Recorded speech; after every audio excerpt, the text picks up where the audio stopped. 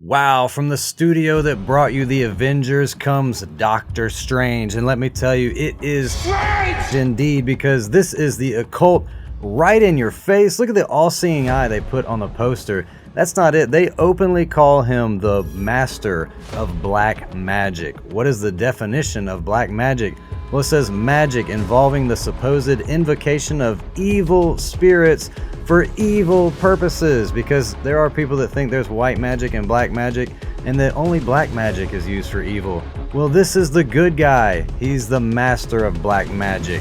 His name is Doctor Strange. So I wanted to look at what that word strange actually means, and by definition it says unusual or surprising in a way that is unsettling or hard to understand, not previously visited, seen, or encountered, unfamiliar, or alien.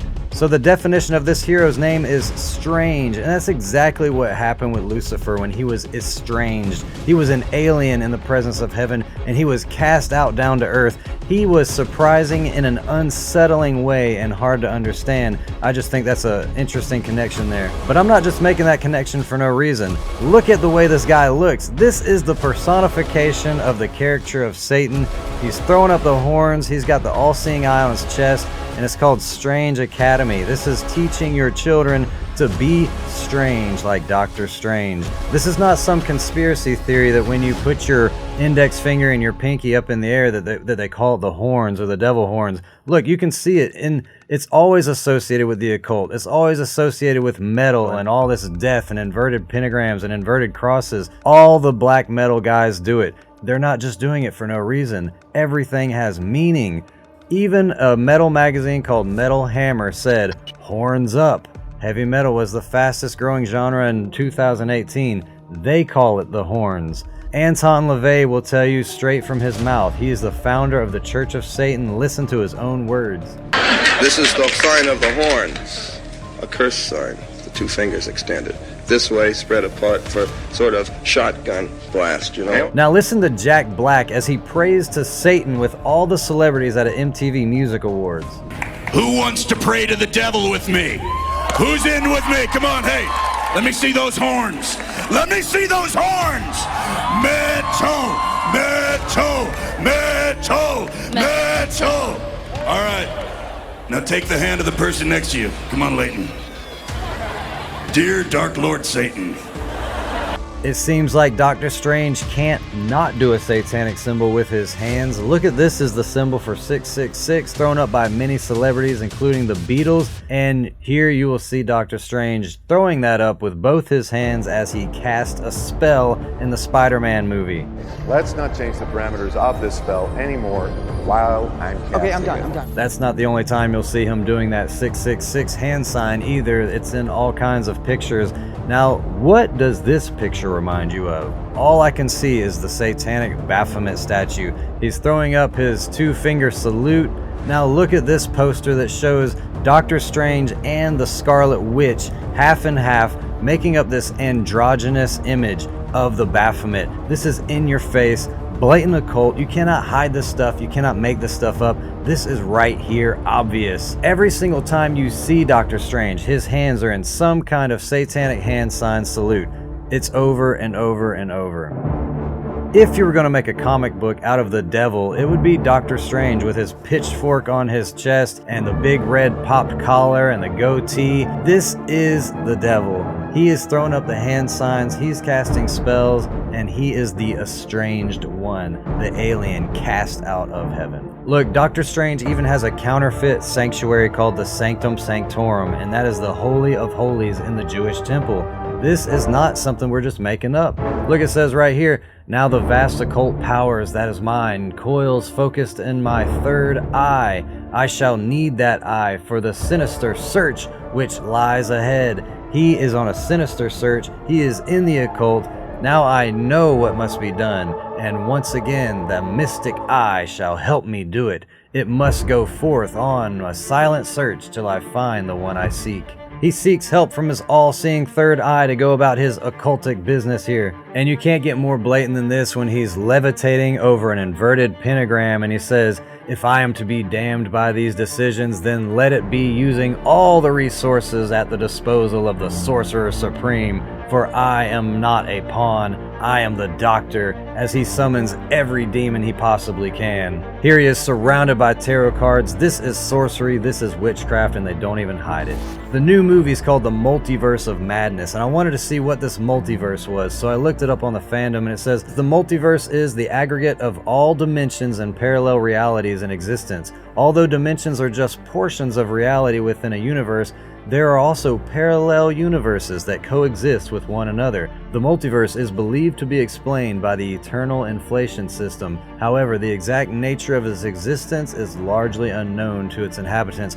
This is the spirit realm. We do live in a multi-dimensional world, and we cannot see in the spirit dimension. But in this movie, they're going to try to open a portal to get into that spirit realm, or let something from that spirit realm enter into this realm. So I clicked on Multiversal War to see what the definition was, and there's a quote by He Who Remains that says, I ended the multiversal war.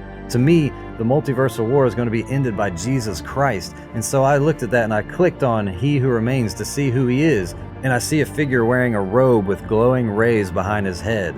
And in these aliases say ruler, conqueror, but then it says jerk, devil, dictator, liar, villain, very dangerous person, boogeyman. This is what we always see in these Hollywood movies, is how they take a God figure or a Christ-like character and they just flip it on its head and they make him the villain. He's the villain. And it says that his mission was to preserve the sacred timeline. To me, that is a prophecy that he's trying to preserve.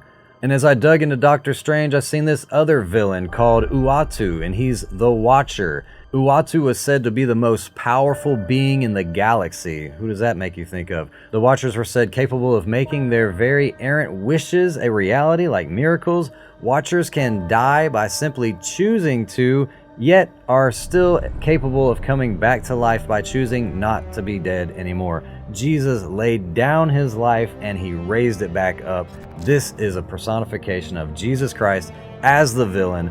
Check out Early Life. It says, billions of years ago, the technologically advanced extraterrestrial race known as the Watchers decided it was their duty to help the universe's less advanced races.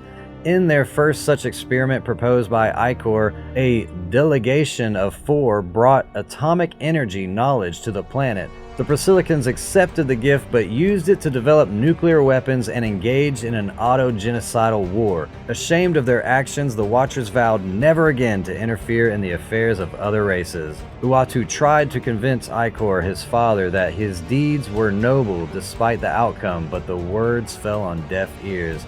This is just like Christ giving us resources and us using them the wrong way, but they're painting him in a picture like he doesn't even care about what happens to the world. He's just turned his back completely on the world and he will not interfere at all. Now check out episode 4 of What If on Disney Plus, where Doctor Strange, doing his devil horn hand signs, does a spell and has an interaction with this Uatu character. You can stop this. Please, fix this. The same way you fixed Christine. I was wrong. You were warned. I know, but the world shouldn't pay for my arrogance. I read about you, sensed your presence. You're a god. You can undo this. I'm not a god, and neither are you. This is Satan talking to God, and he's saying, don't hold the world accountable for my sins. Please think about humanity and save them. And this guy is just like, no, I'm not going to do it that way. I'm not a god, and neither are you. This is painting God as a villain and Lucifer as the hero and the savior of the world, just like we see over and over again. Every night, I dream the same dream.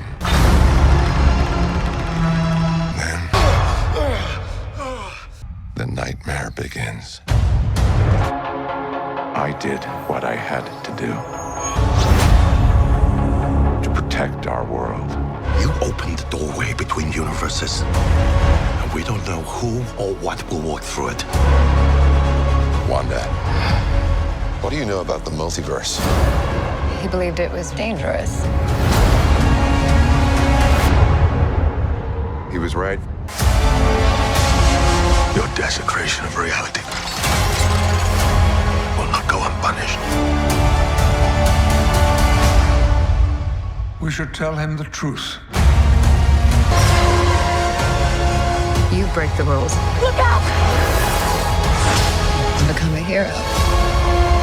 Wow, there's so much to address in this trailer. It is insane. He is Satan, remember, and he's saying he has the same dream every night. And there he is, standing in this gray, desolate city, looking up at a dilapidated building, standing on a bunch of human skulls and bones. Keep that in mind, because then the next scene shows big, towering doors that open up to a stairway to heaven. And this is a nightmare, he says. He has a dream that the world is being destroyed and he's seeing the gates of heaven open up before him. This is his reoccurring nightmare.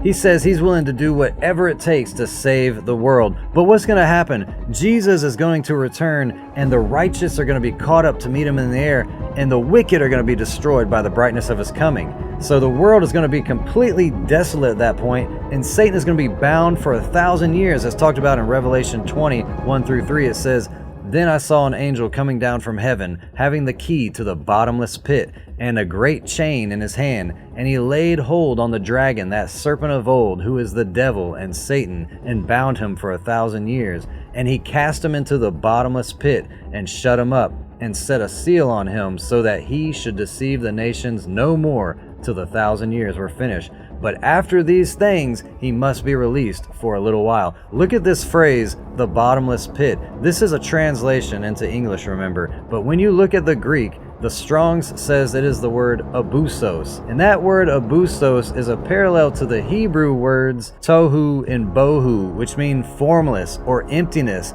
This is the word used in Genesis when it describes the earth as being formless and void. And when you look at Jeremiah 4:23-27, "I beheld the earth, and lo, it was without form and void, and the heavens, and they had no light. I beheld the mountains, and lo, they trembled, and all the hills moved lightly. I beheld, and lo, there was no man, and all the birds of heaven were fled. I beheld, and lo, the fruitful place was a wilderness, and all the cities thereof were broken down at the presence of the Lord, and by his fierce anger. For thus hath the Lord said, the whole land shall be desolate, yet will I not make a full end." When Christ returns, he is going to make the whole land desolate, but he will not make a full end of it, because he will restore the earth to Eden restored. But Satan is going to be bound to that earth desolate for 1,000 years until he is released for a short season. As you can see, they are looking to the heavens at some threat that they are ready to make war with. This is exactly what Revelation talks about, that Satan is going to round up all the kingdoms of the earth to fight against the coming of Christ. And the woman tells him, "You break the rules to become a hero." You break the rules to become a hero. Satan is the one that keeps pushing this agenda, break the rules and become a hero. How did this multiversal war start to begin with? In the trailer, you see something that looks an awful lot like CERN. You opened the doorway between universes. And outside of it, you see this statue that's kind of similar to this Shiva statue outside of the CERN building. In the trailer, they say that something dangerous could possibly come through this portal as he's being taken to judgment to be punished for his wicked actions. Punished for desecrating reality, and the trailer says, "Open your mind, change your reality." Well, the serpent said, "Open your eyes and change the truth for a lie." We should tell him the truth. When I researched to see if this really was a representation of CERN, I found a couple articles that said, for a long time there was a prologue in this movie that we're not doing. Maybe we'll do it in part 2, so maybe I shouldn't mention it, but it took place in CERN. So they even tell you that the movie was supposed to take place in CERN. And here Satan is walking through the portal from wherever he comes from into our reality. Remember, this is a multiversal war. They told us that. And I think it's interesting that while he's doing a magic spell in his sanctuary, off to the left you see a harp, the instrument of angels, and Lucifer is known to be the choir leader in heaven. I don't think that's a coincidence or a mistake. Here we see the Scarlet Witch meditating and levitating in a circle of candles, just like you see in the cult circles. Look, if you wouldn't let your kids watch The Craft Legacy, then don't let your kids watch Doctor Strange. This is the same thing, just repackaged in a way that is slipping under the radar. For some reason, people are not seeing the connection here. I think it's ironic that Doctor Strange teams up with the Scarlet Witch in this movie, because Doctor Strange is a representation of Satan, and the Scarlet Witch is not only a witch, but my mind's going straight to Revelation, that scarlet harlot that teams up and works with Satan himself. We are clearly living in the last days when stuff like this can be put out and nobody's even putting the pieces together, and they're taking their kids to go see it, and they're buying them the toys, and they're reading the books. Look, we need to have our minds in the Bible. That's the book we need to be in. We need to study the truth so that we will not fall for the counterfeit. We cannot do this ministry without you. We love you and we thank you. If you want to support this ministry, you can go to littlelightstudios.tv and click that donate button, or you can buy some merch from lightwear.shop. We love you and we thank you. God bless.